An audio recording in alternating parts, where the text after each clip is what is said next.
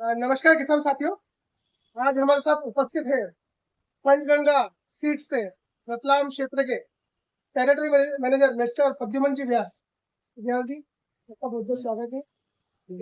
मैं मयूर अग्रवाल, फर्म का नाम संजय ब्रदर्स, जिला रतलाम, मध्य प्रदेश। व्यास जी, काफी हमारे पास किसान आते हैं, वो लगभग असमंजस में रहते हैं कि यार पंचगंगा की दोनों वेरायटी बहुत प्रसिद्ध है रतलाम में, एक कुसुम की रॉयल फिश, तो दोनों वेरायटी में क्या फर्क है? सबसे पहले तो मैं अपना पंचगंगा सामने दे दिया है। तो पंचगंगा से आपका सहयोगी हूँ किसान भाइयों। और पहली चीज की क्या फर्क है इनके अंदर, ये जो इन्होंने सवाल किया है, बहुत अच्छा सवाल है कि एक तो फुसुंगी का एक जमाना हुआ करता था कि करीब 80% यही बिका करता था, लेकिन धीरे धीरे देश में एक्सपोर्ट भी बढ़ा है। तो एक्सपोर्ट वाले जो मांगते हैं, डिमांड करते हैं, वो पिंक वाला मांगते हैं। तो एक्सपोर्ट क्वालिटी में 50% इंडिया में बिकता है, तो हमारा रॉयल पिंक बिकता है। तो मार्केट लीडर है रॉयल पिंक और नंबर 1 है, इसमें कोई शक नहीं है कि ऑन में बिकता है। और आज आज की डेट में ये ऑन में बिक रहा है। और कोई सवाल? सर, जैसा कि आप बात कर रहे हैं एक्सपोर्ट क्वालिटी, हाँ हाँ। एक्सपोर्ट में जब किसानों को अच्छा भाव मिलता है तभी वो अपने भंडार से उसको निकालना चाहिए। तो इसकी भंडारण क्षमता कैसी हो? जो कार्बन की समस्या आती है आमतौर पर, हाँ हाँ, इसके प्रति भी ये कितना सहनशील है? बहुत सही बात। देखिए, 4 पैरामीटर होते हैं, किसानों को भी समझना चाहिए, अपडेट होना चाहिए, नहीं तो आउटडेट आउटडेट होंगे किसान। टिकने में, बिकने में, दिखने में और प्रोडक्शन में। ये कैसे पता करेंगे किसान? तो हम कंपनी वालों की बात या डीलर की बात किसी की नहीं माने, वो जाए मंडी में सीधे। मंडी में जाएंगे, रॉयल पिंक 2 रुपए ऊपर बिकेगा उनका, तो बीच का पैसा वहीं मिल जाएगा उनको। ये समझने वाली बात है, बढ़िया बुद्धि की बात है। और रही बात टिकने की, तो टिकने में सबसे ज्यादा टाइम का रॉयल पिंक ही है, उससे थोड़ा कम हमारा कुर्सुंगी होता है। कुर्सुंगी का जमाना था, आज ये जमाना है, आने वाला कुछ और जमाना है, उसके ऊपर भी हम लास्ट में बात करेंगे। और ये टिकने की और दिखने की बात करें तो एक्सपोर्ट क्वालिटी में आपको बता ही चुका हूँ, जो पिंक में चलता है आजकल। और प्रोडक्शन की बात करूं तो हर एक वैरायटी में 2 से 5 क्विंटल का ज्यादा ही प्रोडक्शन इसका आता है, ये मैं नहीं, किसान बोलते हैं। और ऐसा मैं सिर्फ बोलने के लिए नहीं बोल रहा हूँ, आप इस चीज को ऑब्जर्व करिएगा, मंडी में जाके किसानों के बीच में पंचगंगा नाम लीजिएगा तो आपको समझ आएगा। तो सर, जो पहली बार पंचगंगा लगाना चाह रहे हैं, आप उन किसानों को क्या सलाह देंगे कि किस प्रकार से लगाए? कैसे? थोड़ा सा बेसिक नर्सरी कितना लगाए, कितना किलो बीज एक बीघा में लगेगा? जी जी जी जी। बहुत सही प्रश्न किया है, थोड़ा सा इसमें टाइम लगेगा। किसान भाई को समझना होगा ये चीज कि पिछले साल भी हमारा जून में कड़ा डिस्टर्ब हुआ था, तो वो ना हो उसके लिए प्रिपरेशन अपन, मतलब तैयारी अपन शुरू से ही करें। फर्स्ट फर्स्ट चीज जो रहती है कि हम लोग खेत को हाथ जोत के 2 बार कल्टीवेटर करो उसको।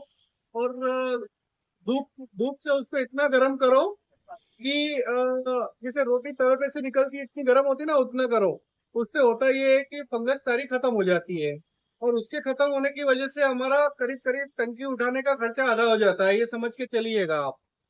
दूसरी चीज, सीड को ट्रीटेड करें, अच्छे एफएस क्वालिटी के जो भी प्रोडक्ट आते हैं, आज लेटेस्ट से लेटेस्ट प्रोडक्ट आ गए हैं मार्केट में, तो उनको लीजिए, एफएस श्रेणी के प्रोडक्ट को यूज करिए, सीड्स को ट्रीटेड करिए। और आज जो डीएपी 15 दिन में लगता है, उसको आप जैसे 72 जैसे प्रोडक्ट आ गए हैं, मैक्रो न्यूट्रेंट है वो, तो उनको भी यूज करिए, उस खाद को ट्रीटेड करिए, तो 72 घंटों में आपके लगना चालू हो जाएगा। इस तरह के प्रोडक्ट आप यूज करिए तो नर्सरी ठीक रहेगी आपकी। एवरगोल्ड डॉल्फी जैसे इस तरह का प्रोडक्ट होता है, तो वो 40 से 45 दिन का बैकअप देता है जड़ों में, तो वो लीजिए। फिर उसके बाद में आपका जो इसको वेसल डोज है, वेसल, सॉरी उसके लिए थोड़ा सा मैं बह गया था वेसल डोज जो है उसको आप अच्छे से लीजिए, जैसे डीएपी, लाल पोटाश, सुपर और सल्फर दानेदार। ये 4-5 चीजें बेसिक में आप डालिए।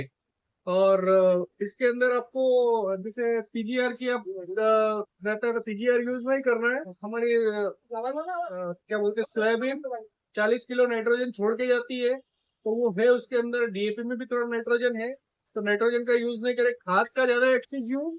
और इसका ठंड का और गर्मी का बैलेंस बना समय का ध्यान रखें। कई रखेंगे। टाइमिंग पर नर्सरी डल जाती है किसानों से, हाँ तो हाँ, उत्पादन में काफी अच्छा उसको रिजल्ट आ सकता है। बराबर।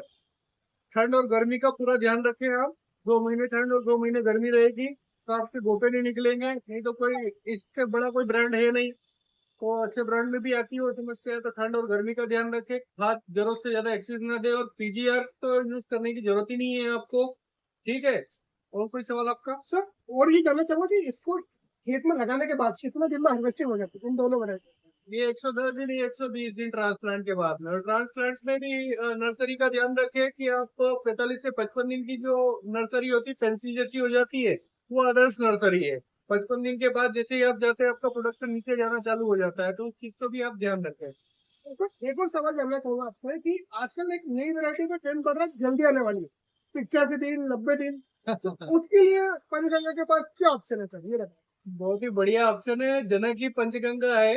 मैं तो हमारे ऑनर को स्टीव जॉब से तुलना करता हूँ। तुलना हमेशा करनी नहीं चाहिए, पर स्टीव जॉब से तुलना करता हूँ। आईफोन जो बनाते हैं, हमारी कंपनी के जो भी प्रोडक्ट आते हैं मार्केट में एग्जाम्पल सेट करते हैं। हमने अरावली अभी तीसरा साल है, फर्स्ट ईयर हमने मार्केट में डाल के देखा था, पिछले साल मैंने खुद ने लगाया था, ट्रेमेंडस रिजल्ट है उसके। और अरावली की बात करूँ तो ट्रांसप्लांट के बाद 80 दिनों में बाहर हो जाता है खेत में, और 110 दिनों में आपका डायरेक्ट सेल से बाहर हो जाता है। और मेरा रेफरेंस यही दूंगा मैं आपको कि उसको डायरेक्ट लगाएं आप, सीडल से लगाएं। जिस प्याज की भी सीडल आती है और लहसुन वाली सीडल में जो गेहूं लगाते हैं तुर्रे होते हैं, उनसे लगाएं आप, सुपर के अंदर मिक्स करके डायरेक्ट खेत में लगाएं। इतना मिट्टी के साथ होना चाहिए वो मिक्स। तो पानी नल से डाल दें आप, तो आपको उससे होगा ये कि अच्छा प्रोडक्शन आएगा। और 3 इंच की दूरी मेंटेन करें। तो जो लहसुन की सीढ़ी लगाएंगे तो उसमें ऐसा ही लगेगा जैसे 3 इंच का आपने चौका हुआ है। तो उसी से लगाए। मैं तो यही कहूंगा, आपके मजदूरी के पैसे बचेंगे, इधर दिन कम लगेगा, बाद में डॉलर चने ले सकते हैं आप, मटर ले सकते हैं, किसी फसल भी ले सकते हैं अगर आपके पास पानी है तो। और जिसके पास पानी नहीं है उसके लिए प्याज अगर जरूरी है करना, तो फिर ये उसके लिए बेस्ट ऑप्शन है। सर आगे तो सर वैसे तो आपने सभी सवालों का बहुत सुंदरता से जवाब दिया है। आशा करता हूँ कि हमारे किसान भाइयों को पंचगंगा की तीनों वैरायटियों में क्या खूबियां हैं, क्या फर्क है, आपको स्पष्ट हो गया होगा। तो व्यास जी, अमूल्य समय देने के लिए आपका बहुत बहुत धन्यवाद। और एक और चीज है, मैं बताऊंगा आपको कि आपको किसी को मुझसे संपर्क करना हो तो मेरे नंबर ले लीजिए आप, 7000 191 489, है ना? ओके, धन्यवाद।